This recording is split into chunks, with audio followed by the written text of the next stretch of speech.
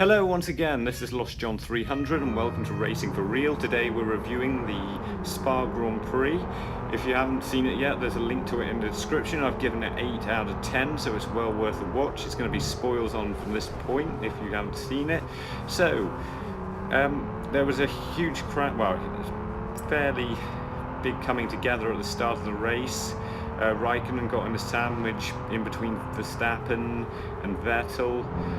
All three of them sort of got damaged and ended up towards the back from that point. Raikkonen had a fairly long pit stop, which meant he was getting lapped fairly early on.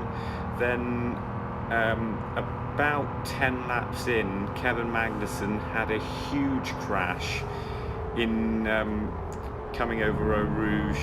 The car weirdly sort of bounced, he spun and it just went from under him and he went in backwards. He was seen limping away, so we don't know if he's going to be back for the next race, which is Monza in only a few days. And Ocon is the new Manor he's a new Manor driver and it's not the Renault test driver anymore, so they don't currently have a test driver. So if Magnussen isn't back, we don't know who they're going to put in the car. Then Rosberg got away from the line clean. He was about the only person to get a fully clean race. No one looked like catching him all day, with Hamilton starting at the back. The safety car helped Hamilton, who was already on good enough tyres, and then he managed to get up to 5th without making a pit stop early on. That put himself and Alonso right up in there after the red flag to clear away the debris left from the Magnussen car. That meant that was probably bad news for Nico Hülkenberg, who got himself in a really good position early on, and it meant he ended up towards the end of the race getting jumped by Ricciardo into 2nd and Hamilton into 3rd, so he ended up in 4th place, and he might have come 2nd were it not for the red flag.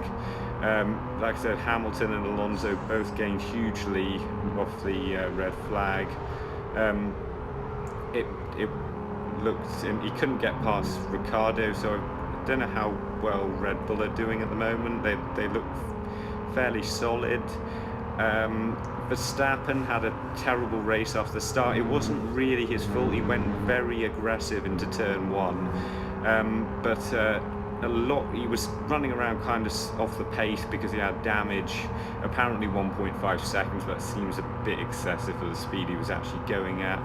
I kind of was surprised at some of the things, especially with him battling with Raikkonen, who'd got back into it after the red flags. Raikkonen was a lot faster at that stage of the race, and he made it very, very difficult to Raikkonen to pass him in moving late, knocking him off the road, that sort of thing. And it was surprising after seeing Rosberg during the German Grand Prix get a penalty for not even hitting anybody, that Verstappen got absolutely nothing for what he did in this race. And I noticed Jacques Villeneuve has said he thinks Verstappen may be being protected at the moment. I'm never one to go along 100% with what Jacques Villeneuve said, because usually there's not a lot there's not a lot of truth in what he says and not a lot of accuracy. He just